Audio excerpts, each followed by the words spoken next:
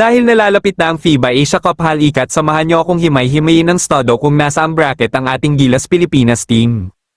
Bago tayo magsimula, huwag kalimutang mag-subscribe at like para lagi kang updated sa mga latest upload natin. Salamat! Nasa almost 6,000 subscribers na tayo mga ka-Lloyd Sports Zone, patuloy nating suportahan ang ating channel. Gilas Pilipinas handang-handa na para sa paparating na FIBA Asia Cup at ipapakita din natin kung sino-sinong timba ang makakalaban ng ating mahal na koponan at kung gaano kalaki ang chance nila manalo sa mga teams na babanggitin natin sa mga susunod na minuto ng ating video.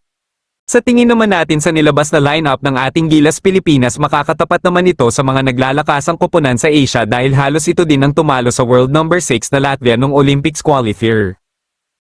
Unahin na natin ang unang makakalaban ng ating Gilas Pilipinas sa tournament na Chinese Taipei. Ang Chinese Taipei squad ay malakas din kung titingnan natin dahil sa nakaraang tournament na nakalaban natin ng team ng Chinese Taipei ay tinalo nila tayo, kaya aasahan nating maganda at mahihirapan din ang ating Gilas Pilipinas sa depensa na ipapakita ng Taipei team. Halos same team lang din ang inaasahan nating ipapadala ng Chinese Taipei team sa paparating na FIBA Asia Cup dahil naging maganda ang laro ng mga players nila nung nakaraang tournament, pero inaasahan natin na medyo nakakalamang ang ating Gilas Pilipinas sa magiging laban nila, ngunit hindi dapat tayo maging kampante dahil alam naman nating hindi makakalaro si Kai Sotto para sa ating koponan.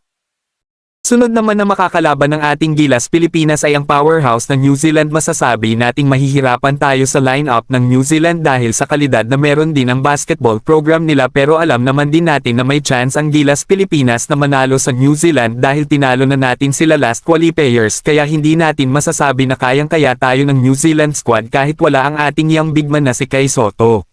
Bibigyan pero ng Gilas Pilipinas ang New Zealand squad ng magandang laban at kapag tinalo natin ang mga ito, malamang na tayo ang mag-top spot sa Group D. Huli namang nating makakalaban sa group stage match ay ang Iraq. Sa tatlong team na nabanggit natin, Iraq ang pinakamalaki ang chance na medyo mananalo-talo dahil sila ang pinakamalayo ang rankings on paper, pero hindi rin dapat tayo maging kumpiyansa sa Iraq dahil masasabi nating may possible na maka-upset din tong team na dahil wala namang mahinang team na nakakapasok sa Asian Cup, kaya kailangan lang laruin talaga ng ating Gilas Pilipinas ang laro nila sa tatlong teams na nabanggit para makakuha ng magandang pwesto pagdating ng next round. Sa inyong palagay mga ka-Lloyd Sports Zone, ano ang magiging standing ng Gilas Pilipinas sa group stage game? Comment na. Bago matapos ang ating video, huwag kalimutang mag-subscribe at like para lagi kang updated sa mga latest upload natin. Salamat!